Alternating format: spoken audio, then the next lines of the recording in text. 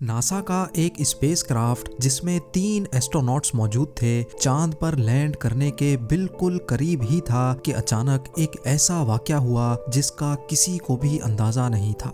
ये स्पेसक्राफ्ट अर्थ से 3,22,000 किलोमीटर दूर स्पेस के ऐसे हिस्से में था जहां तक पहुंचने में इनको पूरे 3 दिन लग चुके थे।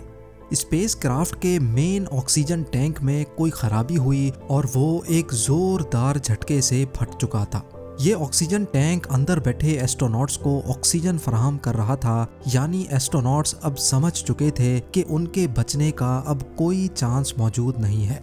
केबिन में अब सिर्फ 15 मिनट जिंदा रहने का ऑक्सीजन बचा था और जाहिर है इतने कम टाइम में वापस अर्थ तक पहुंचने का भी कोई चांस नहीं था। ज़ेम टीवी की वीडियोस में एक बार फिर से खुशामदीद। नाजरीन, स्पेस में रोबोट्स को भेजना ही नासा के लिए काफी मुश्किल टास्क होता है, लेकिन स्पेस में जीते जागते इंसानों को भेजना और फिर उनको सही सलामत वापस अर्थ तक लाना एक ऐसा मिशन होता है जिसमें अगर छोटी सी भी गलती हो गई तो सालों की मेहनत के साथ साथ इंसानी जान भी खोने का डर लगा रहता है। चाहे कोई भी स्पेसक्राफ्ट हो, वो स्पेस में एस्ट्रोनॉट्स को सूरज से निकलने वाली जानलेवा रेडिएशन से बचाने के साथ साथ उनको अर्थ जैसा एटमॉस्फेयर भी फराहम करता है ताकि वो अंदर जिंदा रह सकें।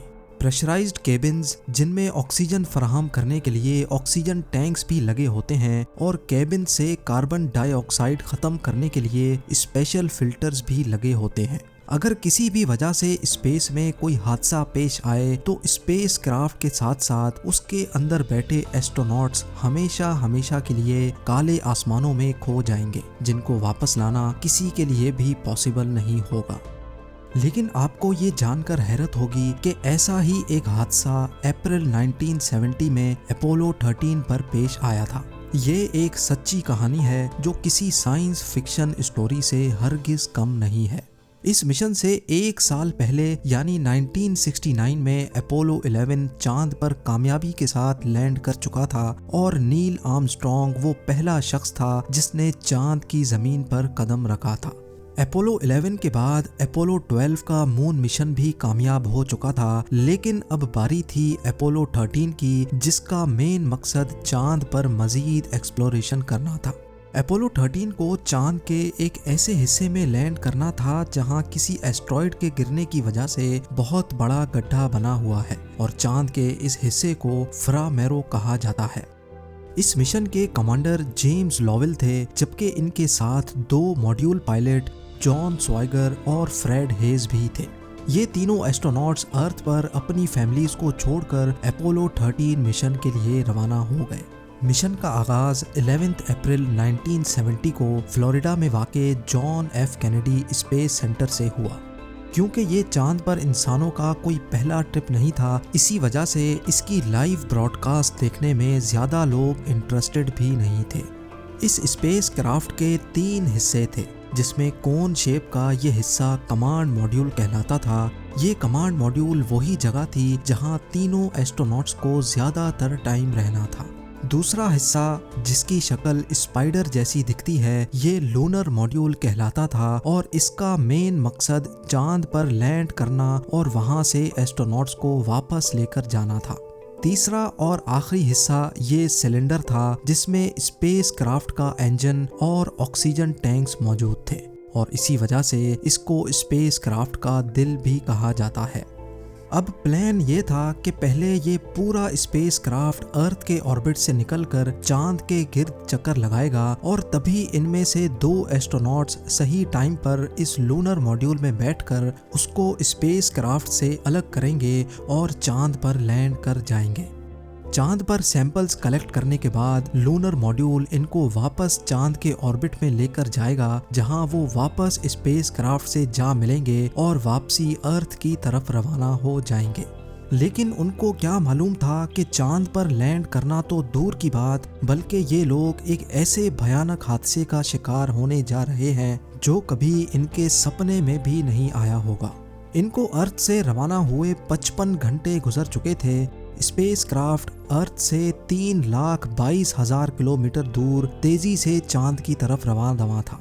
इसी दौरान एक एस्ट्रोनॉट ने रूटीन के मुताबिक ऑक्सीजन टैंक का लेवल चेक करने के लिए जब बटन दबाया तो अचानक एक जोरदार झटका महसूस हुआ। ये झटका इतना शदीद था कि कमांड मॉड्यूल में बैठे दूसरे एस्ट्रोनॉट्स ने भी इसको महसूस किया। क्योंकि मॉड्यूल पायलट फ्रेड हेज की मजाक करने की आदत थी, इसी वजह से पहले सबको यही लगा कि शायद इसने फिर से कोई मजाक किया है। लेकिन इस बार फ्रेड हेज भी दूसरे 2 एस्ट्रोनॉट्स की तरह हैरान और परेशान था। अभी वो कुछ और सोचते कि तभी मास्टर अलार्म लाइट और electrical power failure light blink करना शुरू हो गई। मालूम पड़ा कि 2 इलेक्ट्रिकल वायर्स के मिल जाने की वजह से ऑक्सीजन का एक टैंक पूरी तरह से ब्लास्ट हो चुका है। मिशन कमांडर ने फौरन इस वाक़े की खबर अर्थ पर मौजूद नासा के मिशन कंट्रोल को दी। ये खबर मिलते ही नासा के मिशन कंट्रोल में जैसे अफरा तफरी सी मच गई, क्योंकि नासा के इंजीनियर्स को अच्छी तरह इल्म था कि ऑक्सीजन टैंक फट जाने के इंतहाई खौफनाक नताइज हो सकते हैं। 1-2 मिनटों के बाद जब मिशन कंट्रोल ने स्पेस क्राफ्ट से रियल टाइम डाटा निकाला तो मालूम पड़ा कि ना सिर्फ स्पेस क्राफ्ट में एक ऑक्सीजन टैंक फटा है, बल्कि दूसरा ऑक्सीजन टैंक भी तेजी से खाली होता जा रहा है। इसके साथ साथ 3 में से 2 इलेक्ट्रिकल सप्लाईज भी फट चुकी हैं, जो कि स्पेस क्राफ्ट को चलाने का अहम तरीन जरिया थी। एक ही वक्त में इतने ज्यादा मसलों को हैंडल करना मिशन कंट्रोल के लिए हद से ज्यादा मुश्किल था। दूसरी तरफ स्पेस क्राफ्ट में मिशन कमांडर जेम्स लोवेल ने जब खिड़की से बाहर देखा तो उसको सर्विस मॉड्यूल में से कोई गैस लीक होती दिखाई दी। ये ऑक्सीजन गैस थी जो दूसरे और आखिरी ऑक्सीजन टैंक में से लीक हो रही थी। इस वक्त तक तीनों एस्ट्रोनॉट्स को अच्छी तरह इल्म हो चुका था कि वो एक बहुत बड़े मसले में फंस चुके हैं। अब कंडीशन ये थी कि इनकी लाइट्स भी ऑफ हो चुकी थीं, इनके पास पीने का पानी भी नहीं था, इनका सिर्फ आखिरी पावर बैकअप बचा था और लगे हाथ जो सांस ये लोग ले रहे थे वो भी आखिरी और लीक शुदा ऑक्सीजन टैंक से आ रहा था। इन मसलों के साथ साथ एक और भयानक मसला भी था। जी हाँ, ब्लास्ट की वजह से पूरा एयरक्राफ्ट अपनी डायरेक्शन चेंज कर बैठा था। इसका मतलब ये था कि अगर इन्होंने फौरन अपनी डायरेक्शन सही नहीं की तो ये हमेशा हमेशा के लिए डीप स्पेस में गुम हो जाएंगे। लिहाजा इनको सबसे पहले अपनी डायरेक्शन ठीक करनी थी। दूसरी तरफ ये खबर पूरी दुनिया में फैल चुकी थी। वो तमाम टेलीविजन नेटवर्क्स जो इस मिशन को इम्पोर्टेंस ही नहीं दे रहे थे, वो अब अपोलो 13 पर होने वाले हादसे को रिपोर्ट कर रहे थे। एस्ट्रोनॉट्स की फैमिलीज के साथ साथ पूरी दुनिया इस अफसोसनाक खबर को देख रही थी। वक्त तेजी से गुजरता जा रहा था। ब्लास्ट को अब पूरा 1.5 घंटा गुजर चुका था। दूसरे ऑक्सीजन टैंक में अब सिर्फ इतना ऑक्सीजन बचा था कि अगले 15 मिनट तक वो कमांड मॉड्यूल को ऑक्सीजन सप्लाई कर सकेगा। इसी मौके पर नासा के मिशन कंट्रोल ने ये फैसला किया कि एस्ट्रोनॉट्स को कमांड मॉड्यूल से निकालकर लूनर मॉड्यूल में शिफ्ट किया जाए। खुशकिस्मती से लूनर मॉड्यूल में उसकी अलग ऑक्सीजन सप्लाई थी, लेकिन मसला ये था कि वो एक छोटी सप्लाई थी और सिर्फ 2 एस्ट्रोनॉट्स के लिए डिजाइन की गई थी। पर क्योंकि और कोई ऑप्शन तो था नहीं, इसी वजह से यही कदम उठाना पड़ा।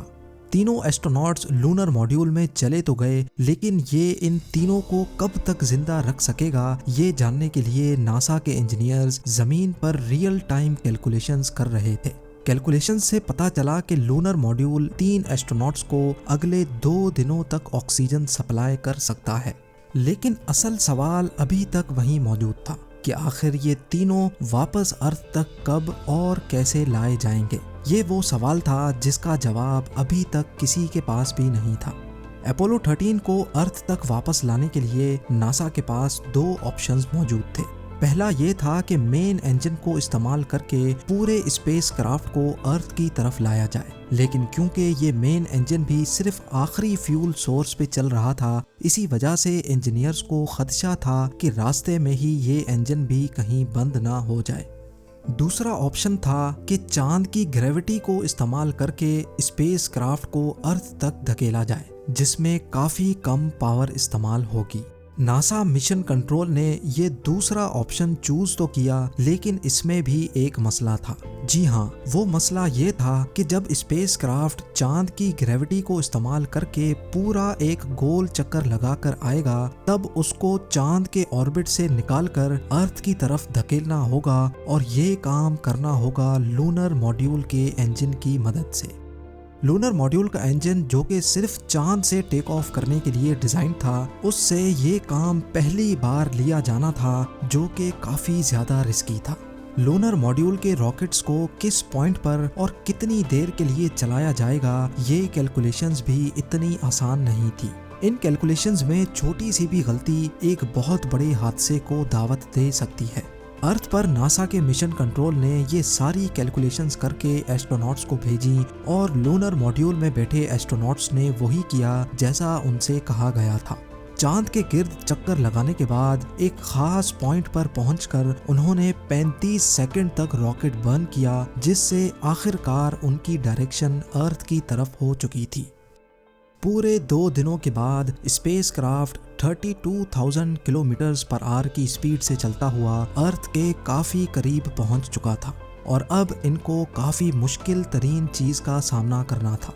वो मुश्किल चीज ये थी कि अर्थ के एटमॉस्फेयर में दाखिल होने से पहले इनको लूनर मॉड्यूल छोड़कर वापस कमांड मॉड्यूल में जाना था, क्योंकि सिर्फ कमांड मॉड्यूल ही इस काम के लिए बनाया गया था। लिहाजा अपने स्पेस सूट पहनकर वो कमांड मॉड्यूल में गए, जहां सारे कंप्यूटर्स बंद पड़े रहने की वजह से वहां का टेम्परेचर फ्रीजिंग पॉइंट से भी नीचे जा चुका था। अर्थ में एंट्री के लिए उन्होंने खुद को लूनर और सर्विस मॉड्यूल से अलग कर दिया। नासा के मिशन कंट्रोल और पूरी दुनिया के लोगों का सांस रुका हुआ था, क्योंकि अब वो वक्त काफी करीब आ चुका था जब बगैर कंट्रोल्स के ये लोग अर्थ में वापस एंटर होने जा रहे थे। एंट्री के वक्त गरमाइश की वजह से पूरे 3 मिनटों तक उनसे राब्ता टूटा रहा। जब 3 मिनट के बाद भी उनका कोई जवाब नहीं आया, तो सबको यही लगा कि शायद एस्ट्रोनॉट्स जान की बाजी हार बैठे हैं।